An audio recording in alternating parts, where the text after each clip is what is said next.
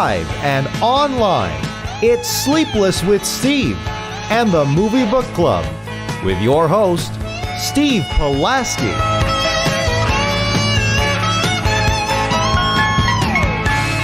Back and better than ever, Sleepless with Steve, live on YouTube. Gruesome twosome here tonight. We are missing Dom. I don't know why Dom blew off tonight. The guy's only getting married this week. I don't know why he couldn't find it in his hearts to join us tonight, but we will make do. I guess we'll still go to the wedding, right, Joe? I guess so. I mean, we might as well show our face there. Why not? He's okay. He only, nudged me in the ass to get into radio, and he's also only been my friend for 6 years. I guess I'll let this slide tonight, okay? I'll let this slide. But, yeah. I was going to say, my excuse is why I was on vacation. I had to take time for myself. Dom, come on, really? You have a wedding this weekend? Yeah, you got Suns Out, Guns Out in Miami, and you got Dom over here getting married. You see this over here? This is constant force. No days off. Bill Belichick shit. I'm showing my loyalty too with my T-shirt tonight. Yes, indeed, you are. I didn't mention that in the green room, but I did take note of that. So I appreciate it. Looks good on you. Always looks good on you. We are live and in living color on this Wednesday evening. Dom not here to be the glue of the show tonight, but we will make do. You could say Dom is missing if you wanted to tie it into the movie we are reviewing tonight. We are reviewing Missing, the brand new thriller, the Screen Life thriller. I'm not going to divulge what Screen Life is, but I learned a new term last weekend after I saw this movie. I did not realize that was a term. I'll dive into it in a minute.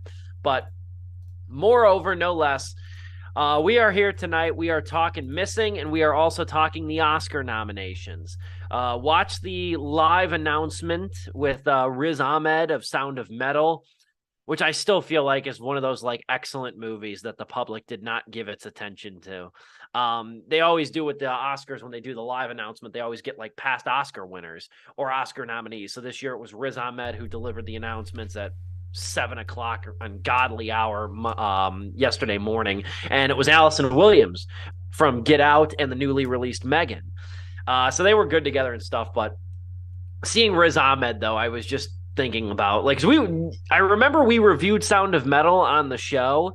My internet gave out that night. I remember that, and I was pissed. That's right. I was pissed because that was, I think, number 3 of my favorite films of 2020 was Sound of Metal. That's just an amazing movie. Everybody kind of passed over with the pandemic and on Amazon. I mean, I know you liked it. I know you enjoyed it. That was probably one of my. I can't remember what I did for my best of list in 2020. Because it feels like years ago, and really it was just 3. But yeah, Sound of Metal definitely has to be one. It's so weird. I'm looking at my mic audio, the built-in feature, and I just noticed it going from 70, and it's just going down to 50, and it's really annoying the hell out of me. While you troubleshoot and get your mic levels on the right track over here, I guess I'll do the prolonged intro right now. This is what we call stalling in the industry. But like I said, we're talking Missing tonight. Really excited to talk about this movie. Even more jazzed to talk about it, really, after rewatching Searching again this weekend with my girlfriend who'd never seen it before. And I got to tell you, I don't think I've done this enough in my life to really appreciate it. But the handful of times I've done it, and Joe, I watch a lot of movies isolated by myself. You watch a lot of movies, or at least more movies than me, with people.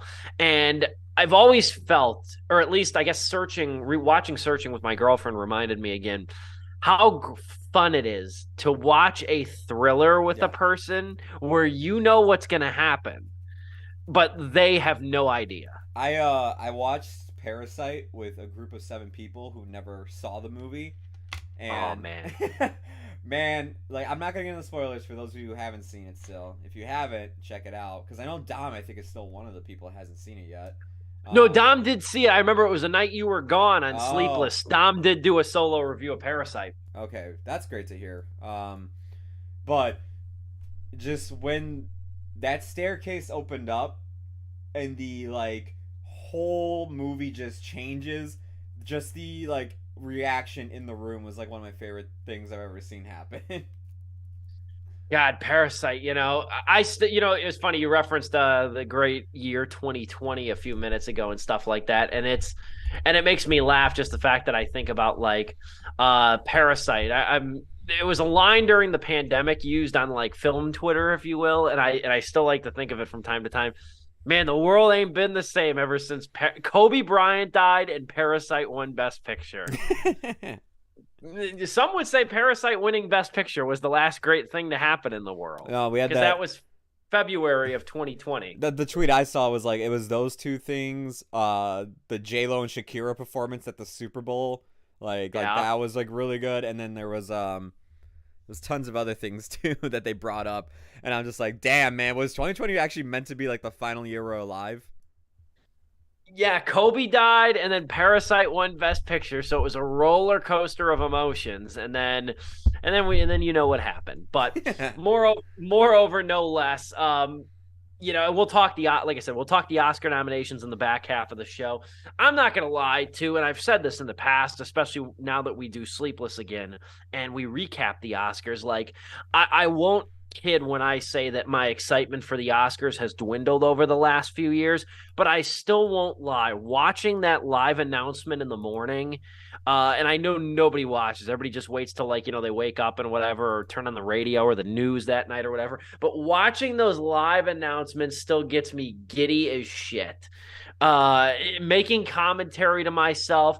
I remember back when I worked afternoons in the radio, when I did an afternoon show on the radio years ago, I would set my alarm. I didn't have to be at work until noon, but I would set my alarm for like 7:20 because it's usually about 7:30, and I'd be like on my phone, like in my bed watching it. Yesterday I was at work. I'm the only one in the office over here watching it and stuff. So I don't know. I still get giddy the morning of the Oscar nominations, but we will cross that bridge when we come to it, coming up in just a bit. Sucks that Dom isn't here because I would like Dom's opinion on some of these as well, being that a lot of the movies nominated we did talk about on the show. But moreover, we have to tackle Missing. First things first, we are talking Missing. Brand new thriller, the Screen Life thriller. Now, I got a question. Joe, have you heard of the term Screen Life before? I have not, and I'll tell you what, I can't wait till Scream 7 adapts it and does its own spin on it.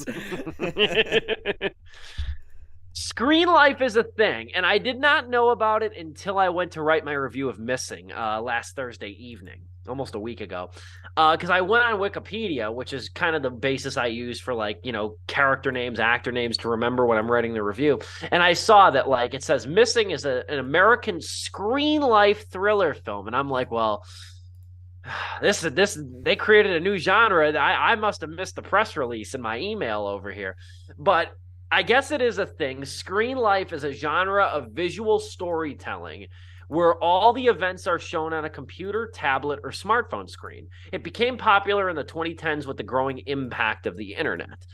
And you know what's fascinating about this, and this pertains to Missing, you know, in a way. Does the name, is a question for you, Joe. Do you know the name Timur Bekmambetov? No. I butchered that. Timur Bekmambetov. I can always butcher his name, but call him Timur. He is the director. He's the director of probably the most famous thing he did was Abraham Lincoln Vampire Hunter. Oh, okay, I know that movie. Probably the most famous thing he did. He also did that Hardcore Henry movie, which was entirely shot in first person. He has been a producer on most of these Screen Life movies. Okay. He was a producer on Searching. He was a producer on Missing. He was a producer on The Den. He was a producer on Unfriended. So he's kind of been like the propelling force of this new genre. And even though I can barely pronounce his name over here, I give Timur credit because not all these movies are good, but they're all trying to be inventive, and I respect that. Yeah. He's the J.J. Abrams of this genre. Pretty much, yeah. He's a Spielberg of movies that take place on an iPhone over here. But Missing is the standalone sequel to Searching, which came out in 2018. Searching was kind of a sleeper hit several years ago. Made $775 million at the box office. And that movie, it's fun fact, Searching would cost less than $1 million to make. despite the fact that numerous cast members said it was a nightmare to shoot, which I can believe. Oh, I don't know how that. I don't know how you shoot a movie, period. I don't know how you shoot a movie like this. Half the time, I swear, watching Missing and Searching, especially watching Searching again this weekend, I was just thinking, like, how do you do all this? Like you got to be using and abusing JavaScript to create a lot of this stuff. You almost need coders. You need like technical experts. You need like Silicon Valley people to figure some of this stuff out. But Missing, Starstorm Reed, Neil Long, Joaquim de Almeida, which we're going to talk about here shortly, because I know Joe and I we did talk a little bit before, similarly moved by our good friend Javier in this movie, which we will get to. The first thing I want to know, first things first, if you can't already tell, I really like this movie. I knew very little about it going into it. I did not even know the plot outside of the fact that a teenage girl was looking for her mother. I didn't know much about this movie going into it. I don't even think I saw the trailer. I did. I didn't see the trailer because I showed it to my girlfriend after we watched Searching, and I was like, yeah, I never saw this. I never saw this. But the last thing I'll note, I'll pass it over to you. Because again, I knew so little about this movie. I was learning stuff after I watched it. The film is directed by Will Merrick and Nick Johnson. They were the editors of Searching. Sevo Hanian and Anish Chaganty, who are only story credits in this movie and producer credits, they wrote and directed of Searching. The editors, Merrick and Johnson of Searching, directed this movie and wrote the screenplay. And after I found that out, after having seen Missing, I was like, no wonder it was so good. Okay. The people that knew the visual structural language of the original movie were behind this one. That makes a lot of sense. I'm glad you brought. I didn't do any research about this. Both Steve and I in the green room would talk about how busy we've been lately and everything. Yes. And how much more busier we're gonna be getting next month. If I would have known that before seeing this movie, I would have had more faith in this film, because I'm gonna say this: I did see the trailer before seeing the movie, and I thought to myself, well, that looks terrible. Like, I was like, I can't believe they're actually going to be doing a sequel to Searching, and I'm like, and it just kind of looks like they're just, I don't know. There was something, I think it was just because, like, when you hear the idea of we're making a sequel to Searching and has none of the original talent coming back for it, it's like, A, why the hell are you making a sequel? And B, like, you know, if none of the original talent's not coming back, that is not a good sign. Now, I am kind of wrong about that second point, because some of the original talent did come back. They just didn't reprise their same roles in the crew of the film. But no, I mean, like Steve already said, I'll say it too. I actually really like this movie a lot. I didn't like it as much as I like Searching, but I had a great time watching this movie. This to me, if there was a chance that, like, we were ever going to get, like, I shouldn't say chance, we got one, but if we ever were to get a sequel to Searching, I'm glad this is what we got, because this was actually really well done, and this is probably the best a sequel to Searching can possibly be. And if they want to do one more and make this like a trilogy of like anthology films that kind of take place in the same world and everything, but done in the what connects them is really the style in which it's made, I'm down for that, because for me, I like Searching's story a bit more, and I think just like that, it was a little bit more grounded than the story here, because this movie, with its twist, it gets crazy in both good and bad ways at points. But performances are great across the board. However, I will say this. While Searching had the better story, Missing, you could tell it must have been the editors directing this and everything, like you said, because Missing, to me, did way more cooler, like, techniques and, like, camera tricks with, like, the idea of it being on, like, a laptop the entire time. The way they use a Netflix show to kind of transition from the, like, opening credits to the actual movie, I was like, okay, this movie actually might be really good. Yeah, and what Joe's referencing too with Missing is that it opens with a Netflix reenactment of a fictional show called Unfiction, that is showing the kidnapping and disappearance of Margot Kim. Margot Kim, the girl in the original Searching movie. Yeah. And that's an awesome subtle nod. Because at first I was like, Did they recreate the footage of searching and That's they what I couldn't even said use too. they couldn't even get John Cho? I'm like, why the hell are they use it as stand-in? I'm like, oh, this is gonna be some direct-to-DVD shit. And then it's like, I see what they're doing.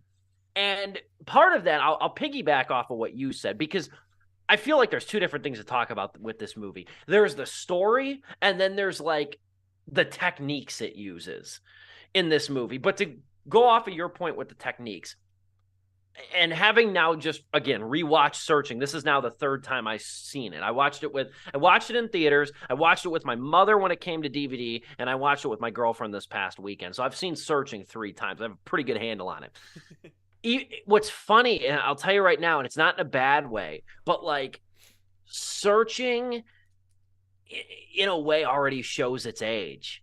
Like 5 years later. Dude, you're so right, because of all the apps that they're on and everything. And I thought about that while watching this movie. Like, because when I saw, like, Facebook for Meta or whatever the hell popped up, I'm like, oh shit, like, that wasn't in Searching. Like, and I'm sure No. 5 years from now, once the next movie, if they do another one, which I don't see why not,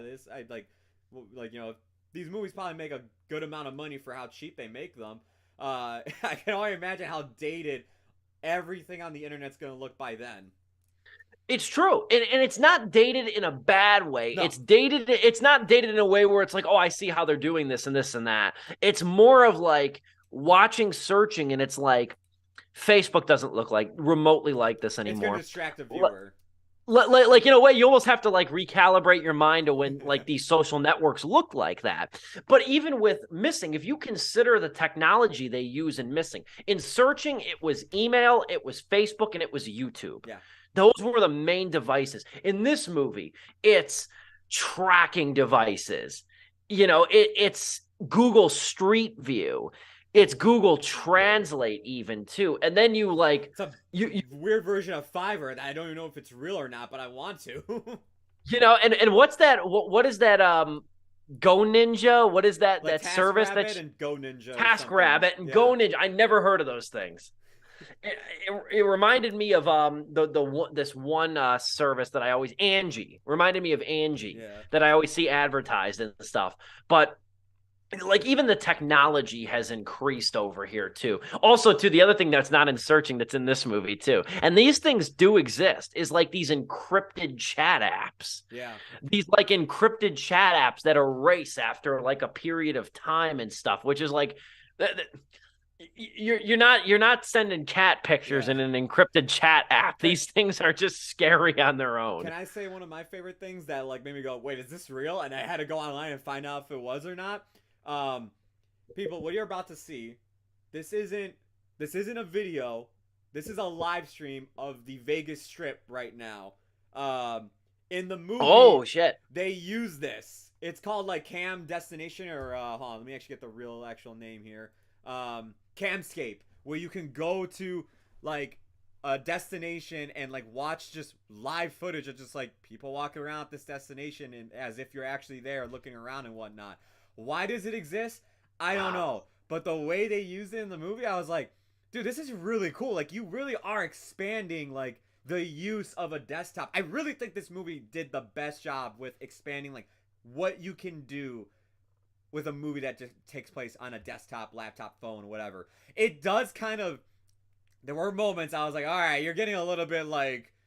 You're getting a little bit out of hand here, where it's like, all right, we're gonna transition to the Apple Watch screen, or we're gonna switch to CarPlay and we'll show her backup camera, and then like the Google Maps on the on the CarPlay. I was like, okay, it's getting a bit ridiculous, but like I was so invested in what was happening, like I was like, I could just let it slide. This movie, like, cause like you mentioned how like Searching only uses 3 apps: YouTube, emails, and Facebook. For the most part. Yeah, Unfriended was just Facebook and Skype the entire time. I haven't seen the Den movie, whatever that one was called. That was the first Screen Life movie too, by the way. Hell, I mean, if you want to say, what's it called? We're all going to the World's Fair. That's kind of like, it's not entirely. Yeah, that's a lot of Screen Life though. Yeah. Yeah. This to me, they like, man, these guys must have spent time on the internet or something, because like they just found all the coolest things. Like, dude, this would be really cool for the movie, and actually use it. Yeah, absolutely. I want to add on to what you were saying is that, and this movie, like, and it's funny, not that you would know, like, I mean, even the most entrenched cinephiles would probably have to look up the names Will Merrick and Nick Johnson, the editors of Searching that now direct and wrote Missing. But this movie shows the maturation of this genre beyond the technological advancements. And I'll give you an example. Is that when you have a movie that's set entirely on phones or tablets or computer screens or whatever, like if the computer, then the screen becomes like this playground of storytelling and suspense. There's the common integral idea of blocking in movies and TV shows where characters stand. It's something you don't think about, but it's like sitcoms especially are the easiest to pinpoint with this because it's a confined, three-wall set. Like, where are they going to stand when they walk in? Where are they going to stop and pause and conduct the scene? It's called blocking. So nobody's obstructing anybody or a view of anything. The blocking techniques in these movies are not the performer's jobs. It's the cursor. It's the browser windows. Okay. And in this movie, the clever ass ways that this movie, like the way a browser window is positioned or slightly expands then, or the way a cursor hovers over like a button before it clicks, or the way a wrong password is typed in. And it says, incorrect password, try again. And there's that pause. Yeah. There's that little pause where you can't see the person on the computer, but you just see the screen. And there's little, like, the movie almost recalibrates you, the viewer, in a way to anticipate suspense in a newfound light. That's a good and point, I just took, and I can't reveal the biggest twist in the movie, but the blocking schemes of the windows, when the camera pans out, when the webcam pans out, reveals, you know what I mean? It is the big reveal there. And the movie is so goddamn clever. And because this movie has some thriller and horror elements, the editing will not be recognized at next year's Oscars. And that is a damn shame because this is awards-worthy editing. It is. Truthfully. It actually is. Yeah. Unconventional, boundary pushing, genre melding. I mean, it is a testament of editing brilliance, this movie. Yeah.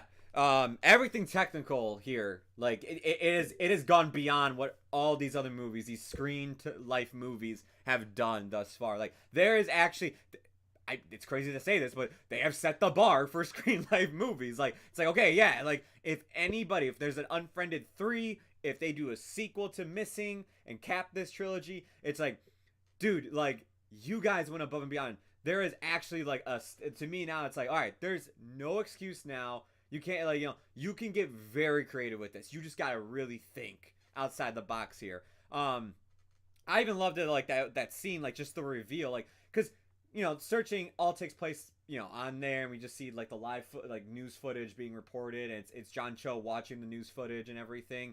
I liked how, even at times, even though I did say it does get a little bit ridiculous, like, I just thought the jump to, like, an Apple Watch screen was a little bit crazy.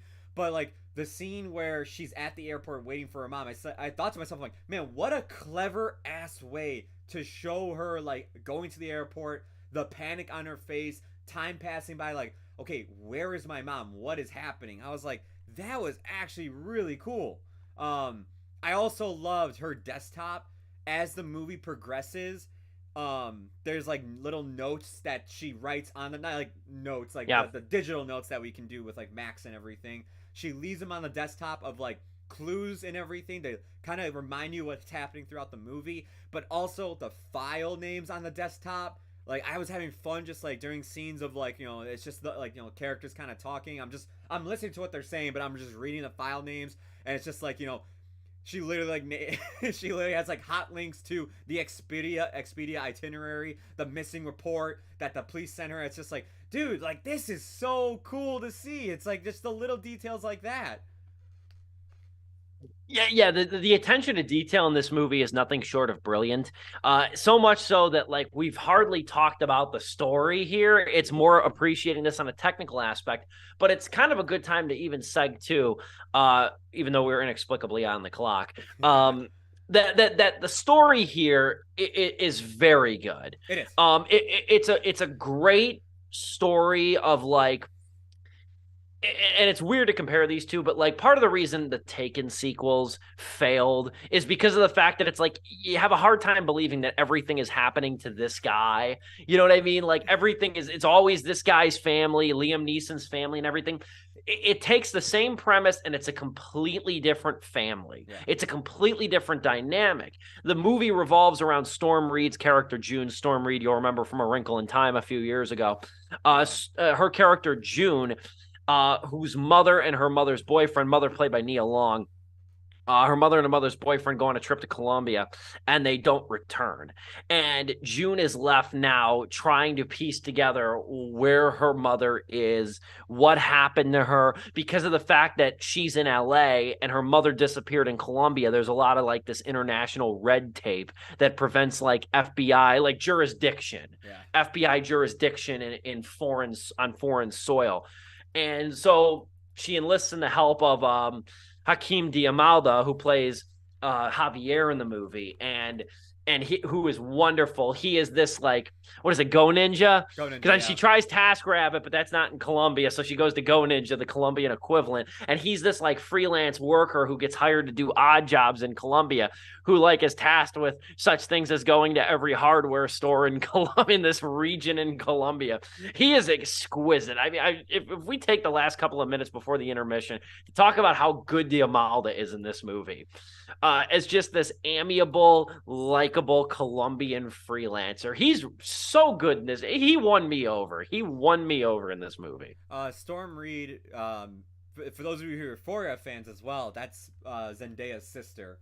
And dude, I gotta say, man, for Euphoria season 3, give this girl some more screen time, because I thought she was really good in this, just being the lead, especially coming off of John Cho, who I thought like was amazing in Searching. I was like, all right, well now we're gonna have Storm Reed do this, and like the entire time I'm just like on screen like, all right, no, she's completely selling me on this like the whole way.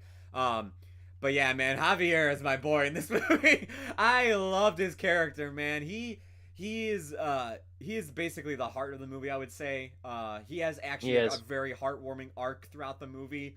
That by the end, I even texted Steve like of a gif of Snooki from Jersey Shore like tearing up and wiping the tears from her face, and I was like, not me reacting to Javier's arc conclusion and missing. Like the way the two interact with one another was really good, and I thought this was also another thing that they did better than Searching, because Searching to me it was John Chu's movie, and just like everybody else that interacted with him, they were fine and everything. But the rapport between June and Javier, and the panic, and Javier trying to be just that fatherly figure to her that she does not have because her father passed away when she was young. I was like, damn, that's actually really good storytelling here, man. That's like, this is actually making me care about this some more. In terms of the story, like you were saying, it is a great story. There were a few twists and turns here. I was kind of like, all right, this is getting a little bit too crazy, I think. And maybe upon a second rewatch, maybe like I missed a detail. I'll talk to you about it in the green room. There was one thing that was bothering me the entire time. I'm like, wait, hold on. I'm like, that doesn't make any sense. And it's a spoiler. You don't want to ruin it? I do not want to, because it's a good twist. Fine. It's a good twist, but I was like, why? And then like, the movie just kept going, and then like eventually we got to the big climactic twist, and then that to me was like, okay, hold on a minute, like now this is something else. I don't want to ruin it because there's a lot of cool twists in this movie, way more than Searching. It's also a lot more violent, which I was not expecting compared to Searching.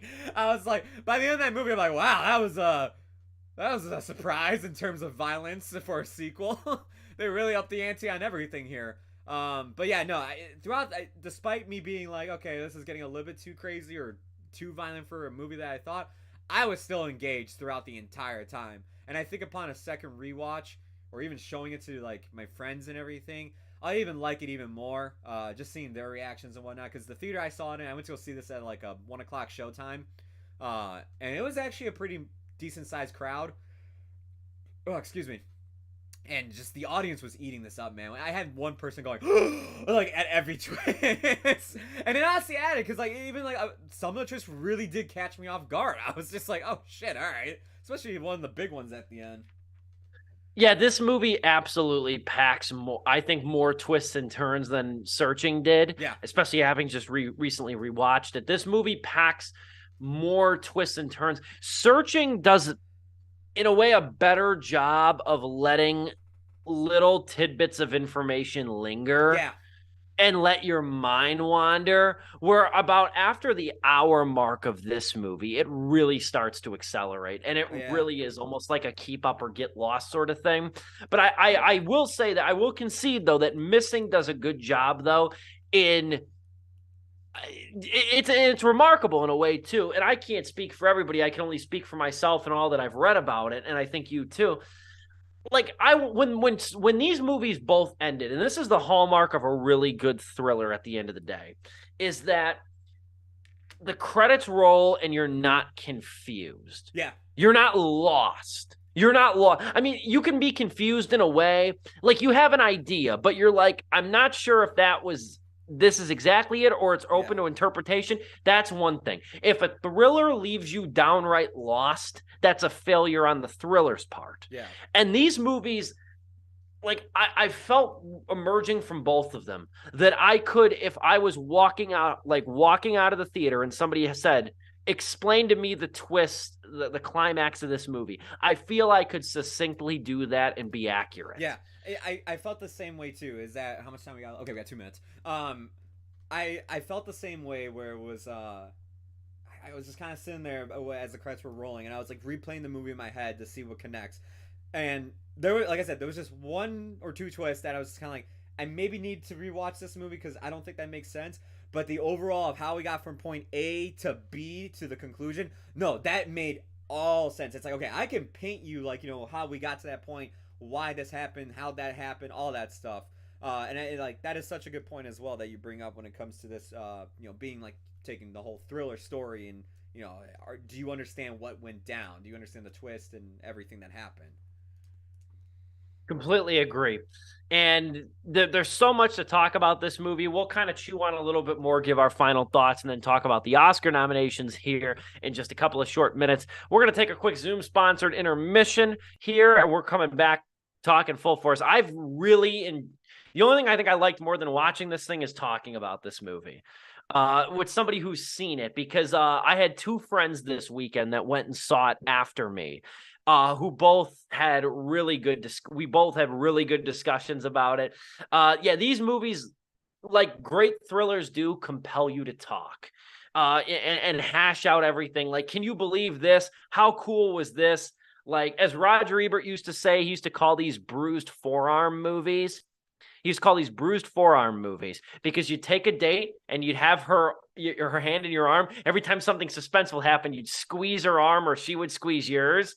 And he was like, your arm would be sore for a week. It was a bruised forearm movie. And that's what Missing absolutely is. We'll be back here in about 60 to 90 seconds to talk about it even more, as well as Oscar nominations on Sleepless with Steve.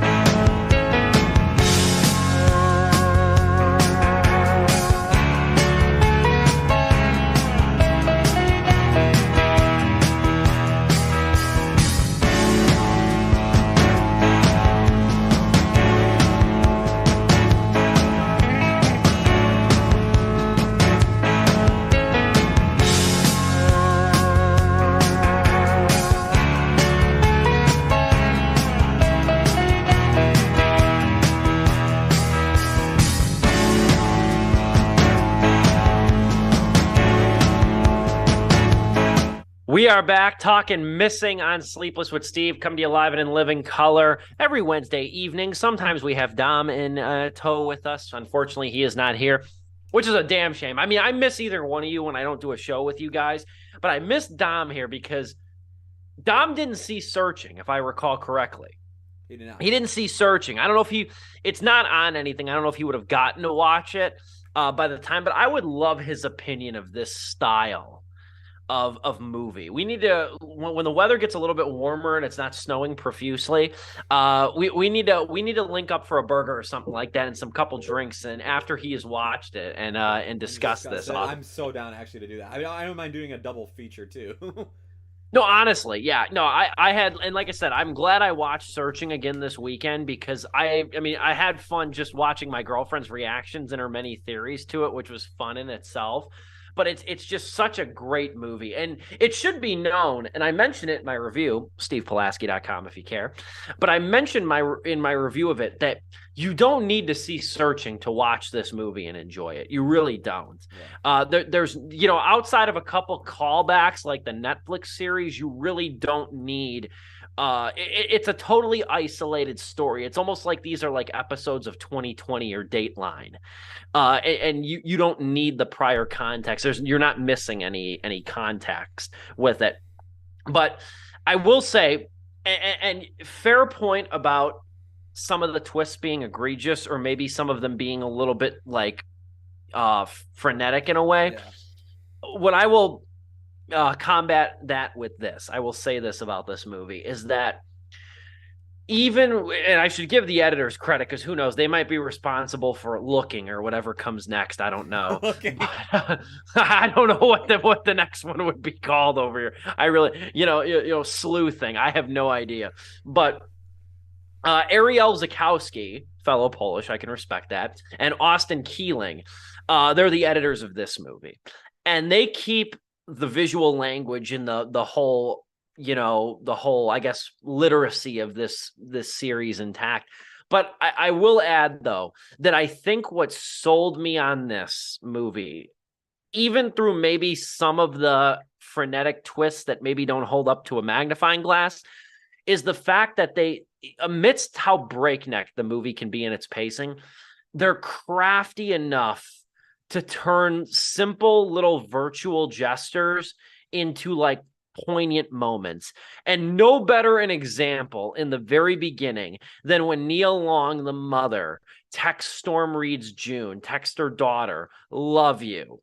And June likes the message. Gives it a thumbs up rather than love. Gives it a thumbs up. And there's no better, like, there's no better, instance in this kind of a movie than that, because it turns like a blasé gesture in the moment, but then it comes back around when she's been gone for several days.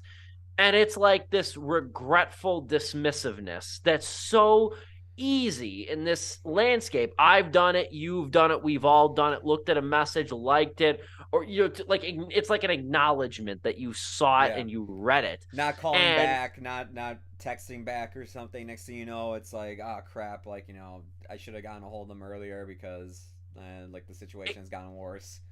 Exactly. And like, I'm not trying to get on my soapbox here from personal experience, but I'll tell you right now, it's like these phones, and I almost feel like it's ingrained, like the subtle messaging of these movies in a way too, like especially when in Searching too, like he realizes that maybe John Cho put too much pressure on his daughter or something like that. It's like, you don't get these notifications that tell you how many times you're going to see a loved one or a friend again. You could go months, years, or never again. Yes. And it's like you need to make the most, even in this digital landscape, of like communicating with people, or at least letting people know that you love them. And without, like I said, I'm on my high horse over here, but this movie, I think, communicates that beautifully, how easily and how blasé it can be to just dismissively acknowledge a message, but not really read it and respond to it. And that's what propelled this movie. I think this movie is as good as Searching. I really do. I think it's as good, which is, for a sequel to this kind of like young, fertile genre, is very good. I think I put Missing and Searching on the same equitable level of being excellent thrillers of their own genre. Man, I'm trying to think what else to add on to this after you just summed it up with that. I mean, for me, I think I just like Searching a bit more because of how grounded it was a bit more, and that I think it helps sell the style that this was being made in. While this, I do appreciate how ambitious though they got with it in terms of like how much can we expand this whole screen and how many other screens can we go to. I think honestly it is going to be like one of those sequels. This happens to me from time to time where like I'll see a sequel and a lot of people, like for instance Steve, is saying no, this is as good as the original if not better, and I come out of it and I'm like, I don't know, I liked it but I don't think it's that good. But then I go and I rewatch it again and it's just like I just have a whole different mindset now that I've seen the film, and it's like I learn to appreciate it more. I feel like this is going to be one of those sequels. It happened to me with oh god, what's it called? Which one? Came out fairly recently. When it comes back to me, I'll remember. But it was another movie where a lot of people were like, "Oh, actually, it's not fairly recently." 22 Jump Street. A lot of people always told me like, "Oh, like that's way funnier than the second one," and all this. I used to think 21 Jump Street was funnier. When I saw 22 Jump Street, I walked out and I said that was kind of disappointing. And then upon like another rewatch, I was like, all right, no, actually, I see what people are saying here. There's like movies like that. I mean, I'm trying to think of like just sequels in general. Let me just tell you right now, as somebody who's currently binging the Indiana Jones movies, like I hadn't seen it since I was a kid, or I don't even think I watched the whole thing as a kid. But like, I was up here, like not Crystal Skull. Wow. Like I saw Raiders for the second time just recently, and like I'm up here. And Temple of Doom is like comparatively like right here. Yeah. Like there's a steep drop between Raiders and Temple of Doom. So I get what you're saying. Having just watched like two legendary movies right there, Yeah. I totally get what you're saying. Yeah, no, actually that's a better, I'll just use that. I should have used like one of those, like an actual like like sequel like that. I look at it like that where it's like, hey, I mean, you even look at like Back to the Future, the trilogy. I mean, we did a whole required viewing of the whole trilogy back in 2020 when we were finding things to watch, and it's like, as much as people say like the sequels aren't that good, there's no point to them, I came out saying actually I think that third one actually has a purpose, and to me is like not on par with that first one, but I mean it's pretty damn close in terms of sequels. So yeah, no, I think upon another rewatch I'll get a new appreciation for it. That's making me sound like I didn't like this movie. No, trust me. I like this movie a lot. I want a third movie. No, I just emerged impressed. I mean, and again, you can't fall too deeply in love with movies that come out so early in the year. There's a lot of ground to be covered. Yeah. But I mean, far and away, it's the best thing I've watched this year, and I've already watched 5 movies, I think, from 2023. So it's far and away the best thing I've watched this year. But even beyond that qualifier, I think this is just an excellent thriller. And I was impressed too. I'm not going to lie. I was impressed the fact that this made about $10 million this weekend. I was happy about that. I don't know what about these, like even Searching in a way too. Searching was kind of a sleeper hit. It made money like consistently for about 2 months steadily. But it's like, I don't know what it is. Like people don't talk about these movies. Like I feel like there's no tangible buzz attached to these movies, yet they somehow quietly low key make money. I don't know what it is. Like I felt no hype for this movie Missing, which also kind of concerned me. I felt no hype for this thing, but I'm glad people are seeing it because it's worth seeing, and it's kind of a dead weekend too, outside of what's getting re-released after the Oscar nominations this weekend. So I hope it continues to rake in money with that in mind. But it's 3.5 out of 4 stars. I love this movie. I have a deep admiration for the way that it was pulled off in a lot of tricky and intricate ways. And I really hope that this core group of people that have worked on these movies, Searching and Missing, if they do make a third one, Sevo Hanian, Anish Chenganti, Will Merrick, Nick Johnson, Timur Bekmambetov, I hope they like this core kind of sticks with it. Yeah. Because I think the worst, I'll just end with this. The worst thing this series can do is get bought by Universal 1440. That's the worst thing this series can do at this point, in my opinion. Well, One of my friends, I guess they're watching the show because they text me and they're like, "Sounds like a 3-star movie." I'm gonna prove you wrong, you bitch. It is 3.5. It's 2.5. It's 2.5. No, look, I might have been coming off a little bit more critiquing. It's because I really like Searching a lot. It was just like Steve. He put it on his best of list of 2018, and so did I. I saw it with 3 of my friends or 4 of my friends, but he was the only other person outside those 4 people that I knew went to go see that movie. And I was so happy that somebody felt about it the way I did. My other friends did enjoy it as well. And I can't wait to see them and tell them, like, you guys, remember that one movie we went to go see, and like tell them there's actually like a sequel to it and they should go see it because it's actually good. For me, it is a 3.5 out of 4-star movie as well. I might have come off harsh throughout this review, a bit more critical than Steve, but that's just because I'm comparing it to something I really love. Who knows, man? By the end of this year, I don't know how this year is going to play out, but like this could end up on my best of list because I want to go see it again. I'm planning to go take a few people who I know that love the ID Murder Channel, or whatever. I'm planning to take them to go see it because I know this is right up their alley. So I can't wait to go see it again. Check it out if you haven't. I mean, we have a long period of time before like we get to the actual like releases of February. Like, because I don't think there's anything really coming out noteworthy, big, or I don't know. I shouldn't say that because I don't actually know what's really coming out until we get to Cocaine Bear. But yeah, definitely check out Missing and check out Megan if you haven't. A start to 2023 is looking really promising. For damn sure. Yeah, there's been a couple of really good movies. I'm excited because the not this weekend, but next week, finally got The Whale out here. Which I can't wait to go see, and then probably like drink my sorrows and slit my wrists afterwards because that movie looks depressing as shit. If you've seen the trailer, you know what I'm talking about. But I know that's not a 2023 movie, but still. And the next week we have the crowning achievement that's definitely going to be cinematic achievement 80 for Brady. We got that one too. That's next week. That's next week, February 3rd. Man, all right. February 3rd. Next week, we got Knock at the Cabin, and we got 80 for Brady. February 3rd. Okay. I feel like this M. Night movie's been kind of under-promoted to this Knock at the Cabin movie. I'm sorry. Okay, that's actually probably one of the bigger movies coming out because I've been seeing promotions like that for that movie like crazy. I felt like it was under-promoted. I guess I just don't watch enough TV. No, but I've seen it so many times. It's that's good. Crazy.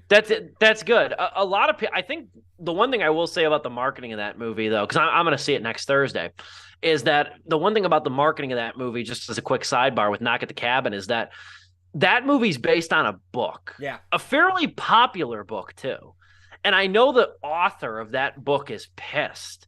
Because it doesn't say on the posters nor the trailer. Oh, that's so true. Based on a novel by, and I'm guilty, I can't even remember the poor guy's name. But like it's kind of funny how 10 years ago, and this was 10 years ago, 2012.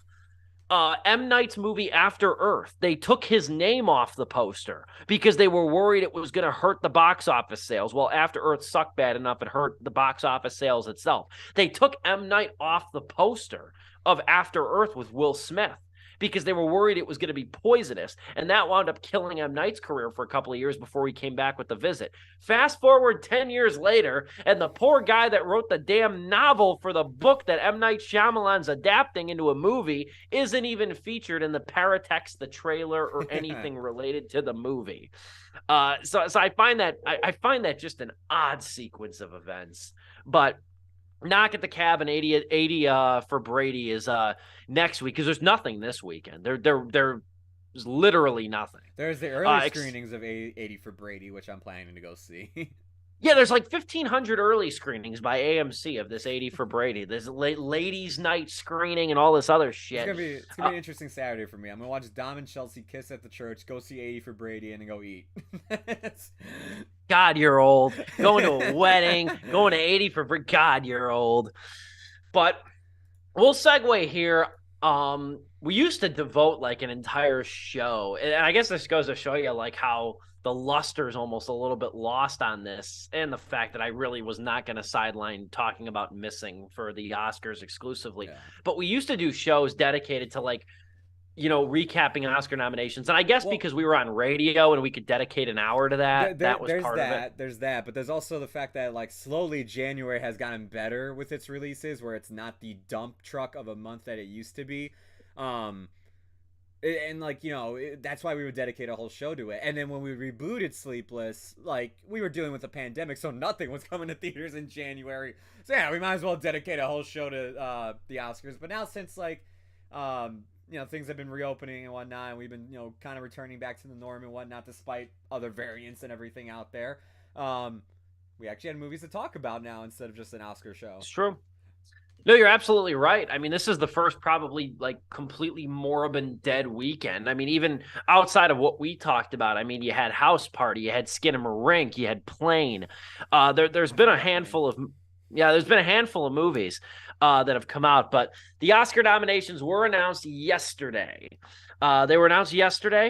And the ceremony's March 12th, so we still got a little bit of time for this too. So we'll be covering that. Obviously, we'll be doing an Oscar recap show like we normally do. But, I'll tell you right now, like, you know how I know it was a good year and the Academy did mostly good stuff? Is because, and it's refreshing in its own way, and I hope this sets a good omen for what the ceremony is going to be. But, like, even, like, 2 or 3 of my friends that I talk to that are very cynical about the Oscars, and I don't blame them, but even they were like, yeah, they got a lot of it accurate this year. They really did. There's a couple movies, like I know this one movie, Decision to Leave, a lot of people thought was going to get a Best Picture nomination, didn't. That movie, and I know very little about it. I am not schooled on Bollywood cinema, but I remember that there was that Bollywood movie RRR that came out. Jason Blum, like 2 weeks ago, tweeted that, and he said that he was like, I will wager right now RRR wins Best Picture, and it didn't even get nominated. That's insane. Like, and I thought it was going to be Best International Feature. It didn't even get that. It only got Best Original Song. I was surprised by that. I really was, even having known nothing about that movie. I was surprised by it too, because that was like the big foreign film this year. Like, we always have one foreign film that everybody talks about. Parasite was one of them. RRR was absolutely that one. RRR, last year I saw so many people talk about, like, dude, it's the craziest action movie I've seen. It's awesome, it's epic, it's crazy, it's cool. And it's like, Oscar season rolled around, and it's just like, why didn't it get nominated at least for best, international film? Yeah, I was trying to find, like, it made like 1,200 to 1,258 crore, which is the Indian currency. I don't know what that translates to. It made the equivalent of $28 million in India on its opening day. I was trying to find, and like I said, I'm bad with conversion rates and everything, but it was also the 69th highest grossing film in 2022 at the US and the UK box offices.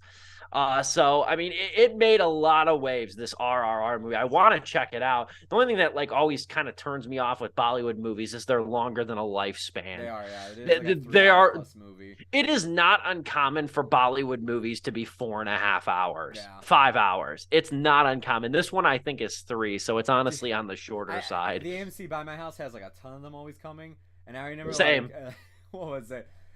Before we had assigned seating, and I used to have to wait outside the movie theater, like the actual theater screen, to go see Star Wars: The Force Awakens or whatever big, like, blockbuster movie was coming out. But that same night, a Bollywood movie would be premiering, and they would go in at 6 p.m. and I'd be like, and I'm there for like the 10 o'clock show. It's like the Thursday night release of, like, these, like, big movies and everything. I'm there for the like 10 p.m. midnight show of Star Wars, whatever it may be, and like, time's passing by. I'm like, wait a minute, they still haven't left the theater? Yeah, or I've seen lines for Bollywood movies back home. I've seen lines for those movies. Crazy, yeah. Yeah, but to talk about the Oscars, though, we have 10 Best Picture nominations, which I still think is too goddamn many. But we have 10 Best Picture nominations. All Quiet on the Western Front, Avatar: The Way of Water, The Banshees of Inisherin, Elvis, Everything Everywhere All at Once, The Fabelmans, Tar, Top Gun Maverick, Triangle of Sadness, and Women Talking. Damn, that's a good list. I'm going to tell you right now, that's a good ass list right there of great movies. The only one I haven't seen is Women Talking. I've seen all the other ones. Yeah, I know. I actually haven't seen Tar, so there we go. There's the other one, and I haven't seen The Fabelmans yet. But everything else I've seen so far. And did you see Triangle of Sadness? I did. I got to see it. I went to go see it. I enjoyed it. I really did. I don't know I if did it would too. have been my best of list, but I had a great time with it. Yeah, I was happy to see that get Ruben Östlund get nominated for Best Directing. I thought that was a very clever movie. Kind of one of those movies, I will say, like, thematically, it's pretty interesting. I will say it's one of those movies that kind of has the unfortunate circumstance of, like, peaking in the second act. That whole yacht chapter is beautiful. It is. That whole watching everybody just throw up, all these rich people throw up and, like, fall down and everything, I'm like, oh my God, this is so goddamn good. And that won the top prize at Cannes, so I was pretty happy to see Triangle of Sadness on there. Yeah, great roster. Banshees of Inisherin, too. I wasn't as in love with that movie as a lot of critics were. I liked it. I could do for a rewatch. I might actually even rewatch that before the Oscars because I almost feel like there's a piece of that movie missing from me. Even though I did like it, and I love the line in that movie, how's the despair? That's instead of saying, how's it going? I want to ask people, how's the despair? You know, like, there's parts of that movie that are really good. I want to rewatch it again because I feel like that's like, it's good in my mind, but it could be great. I saw a lot of people today complaining that Nope didn't get Best Picture. Shocker. I just want to say that wasn't surprising to me. I kind of saw that coming. Here, I'll say this. 17-year-old me would be pounding the table right now, pissed off that Nope didn't get a Best Picture nomination. And I'm not arguing that it should have, but at the same time, like, I didn't expect it to. That's why I'm not disappointed. That's why I'm not disappointed. I walked out. It was a great year for horror, and there's not a single fucking horror movie nominated. You said it. This was the point. I texted you earlier about this. I texted Steve earlier about this. I'm like, I'm sure there's something you and I are going to share about this. While I totally saw Nope not getting a Best Picture nomination, as much as I did enjoy that movie, I was just like, man, like, I mean, like, again, compared to, like, to Get Out, and it's like, you know, like, that to me, that's a Best Picture worthy nominated movie. Yes. Where's my mic? Here it is. We have said it. We dedicated a whole show to it. The year of 2022 was a great year of horror. Dominic Guanzon popped his horror movie cherry, like, that year. And, like, saw way more horror movies than he's probably seen his entire life in the span of a year, thanks to me and Steve over here. And I just want to say, how the hell did not a single one of these movies get nominated? I understand if stuff like Scream, even Barbarian, Halloween Ends, because those are the more mainstream things. But how the hell did Nope for cinematography and sound design not get nominated? How didn't Mia Goth get nominated for Pearl? How didn't, like, I mean, the list goes on. It was an outstanding year for horror. Hell, even, like, just, I don't know, like I know this one's, like, not well known by everybody, but, like, Bodies even. I mean, like, come on, like, that didn't deserve at least something. I don't know if, like, the studios didn't submit anything for these movies, but, like, damn, I mean, if they did, like, you know, how come it just wasn't considered? It's more blatant than ever after what we got last year. I mean, the Menu, that was the one I was trying. I'm like, there's one at the tip of my tongue. How did Ralph Fiennes and oh my God, what's her name? Hong Chow. How didn't those two get nominated? Or even, like, I shit you not, when I was watching the announcements, how they do the announcements on the screen is they do the actors first, or the actor, and then the movie, like, it appears. When I saw Hong Chau's name get on there, I was like, the fucking Menu. And it was like The Whale. And I'm like, oh, okay, yeah, because it went from Angela Bassett, and then they're like, Hong Chow. And I'm like, for a half a second, I'm like, oh, they nominated her in the fucking Menu? Like, and of course not. No, I haven't seen The Whale. I'm sure she's great in it. Oh, yeah, same. But yeah. I'll report back Tuesday night.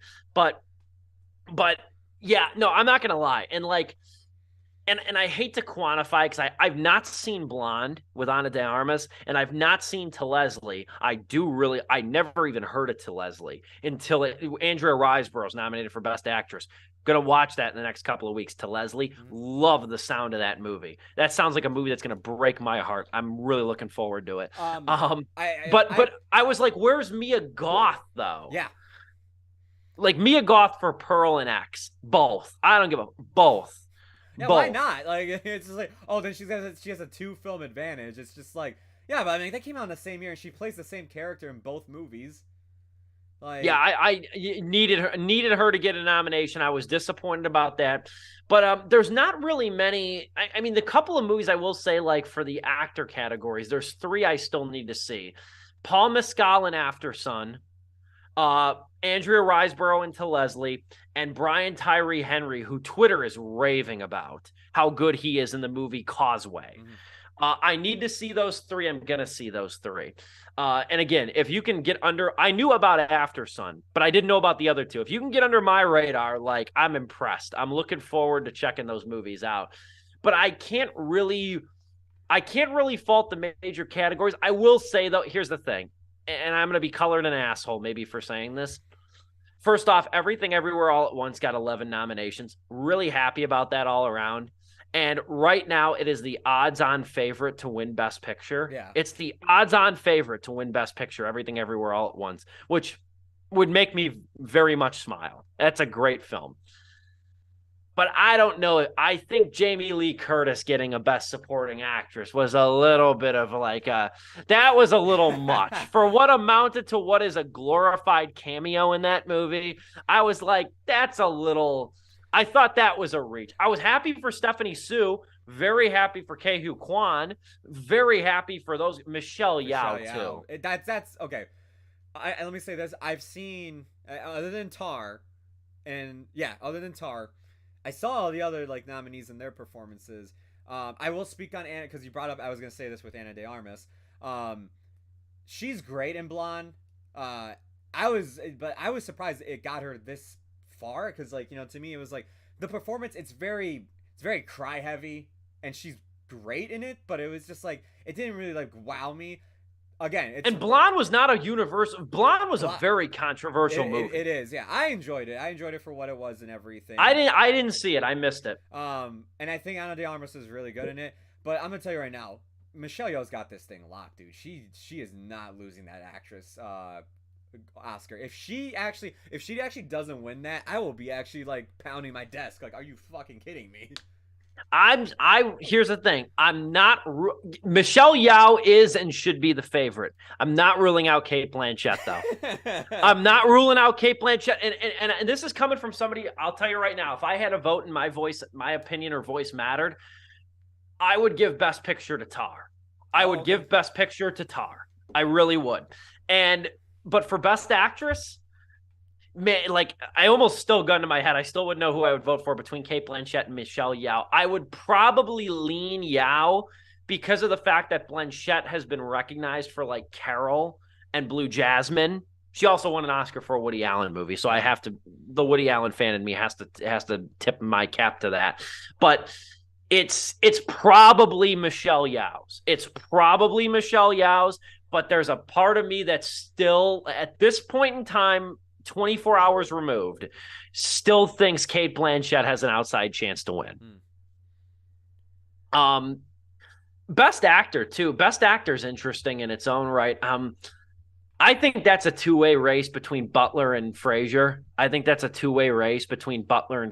And I would probably say Austin Butler. Yeah. I would say, but Brendan Fraser's got a campaign.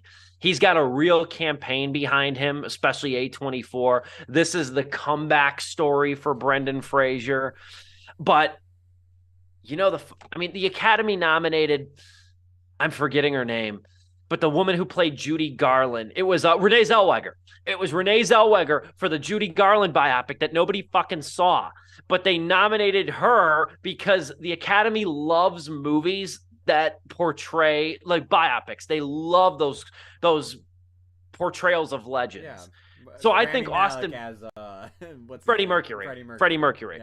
Yeah. So I would say for the major categories right now, gun to my head, I would say Everything Everywhere Best Picture, which I'm not going to, here's the thing. And I know the Oscars doesn't mean what it did, 10 years ago. But here's the thing. If I would have told you in April when you walked out of that theater, Everything Everywhere All at Once is going to get the most Oscar nominations next year, and it's going to win Best Picture, would you not jump for fucking joy? Oh, yeah. I would have. Like, I'd been like, hell yeah, that's a great pick. And then, as the year went on, you saw our list if you've been keeping up with the show. Steve and I thought, yeah, it's a good movie, but here are some better ones. Yeah, it made an honorable mention of my list. I liked it a lot, and I hope that's another one I hope to rewatch before the ceremony. Same, but I have it right back there. I'm going to use it. You could tell me if you disagree in the final few minutes of the show. Here's my way too early predictions, my official predictions in March. Everything Everywhere Best Picture. Steven Spielberg for The Fabelmans Best Director. Yeah. I think this is the year he finally wins it. Yeah. I think this is the year he finally wins. Austin Butler for Elvis. I'll say Michelle Yeoh for Everything Everywhere right now. Best Supporting is tough. Actor or actress? Best Supporting Actor, I would probably say Ke-Huy Quan. I think so. I'd probably say Ke-Huy Quan because it's a comeback role. I'd like to see Brendan Gleeson. So that's that. I would say Ke-Huy Quan. Shit, now that I look at it, man, Everything Everywhere might sweep because now I look at Supporting Actress, and right now I want to say Stephanie Sue. Man, I want to say it's Stephanie Sue too, but dude, for all I know, Hong Chow might take it or Angela Bassett, dude. Those are the other two. I don't know if they're gonna give it to Bassett, because it's funny. We've talked now for about maybe 15 minutes about the Oscars. We haven't even mentioned that this is the first time Marvel's ever gotten an acting nomination. And I mean, she's great in that movie, man. She was she's one of my good. favorite parts. About she's Black really Panther. good. I didn't think she'd be Oscar worthy. That was the first category they announced was Supporting Actress, and it's Angela Bassett, Black Panther, Wakanda Forever. I'm like, holy fuck, this is how we're starting this. I don't disagree. I'm just man, the first Marvel performance to get an Oscar nomination. Rightfully so and deserved. I would have laughed though if it was Angela Bassett, Black Panther, Wakanda Forever, Zoe Kravitz, Catwoman, the Batman. But I want to say Stephanie Sue at first, but you might be. And again, I haven't seen The Whale yet, so Hong Chow could be it. These are just my way too early predictions. Look, dude, I'm just saying, if she put all her effort in that she did in the menu into The Whale, I wouldn't be surprised if she pulls out a W here. That is I'm okay. I've been agreeing with you so far, except for this pick. I really do think Everything Everywhere All at Once is gonna sweep this shit. However, I think the category it's gonna lose in is the category that has 2 nominations. Oh yeah, it should be a lock. We got two of them in there, and it's dude, no, I actually think that's gonna be the category they're gonna lose. Obviously, Best Director is another one. I do think that's gonna be to Spielberg, but shit, I would not be surprised if the Daniels also win that. Because it is a damn good directed movie.